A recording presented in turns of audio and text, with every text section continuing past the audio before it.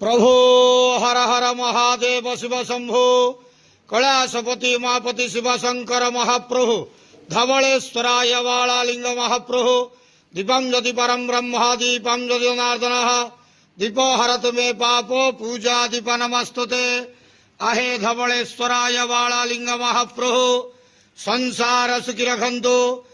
आज चैत्र मासर शुभ सोमवार समस्त श्रद्धालु भक्त मान को आशीर्वाद करंतु, मनस्कामना पूर्ण करंतु, कर्म क्षेत्र उन्नति करंतु, ग्रहरिष्ठ खंडन करंतु, जगतर मंगल करंतु, विश्वर कल्याण करंतु, आपणकर नाम विख्यात करंतु, सेवकर डाक श्रवण करंतु, समस्त ग्वावसा भक्त मानकर मनस्कामना पूर्ण करंतु।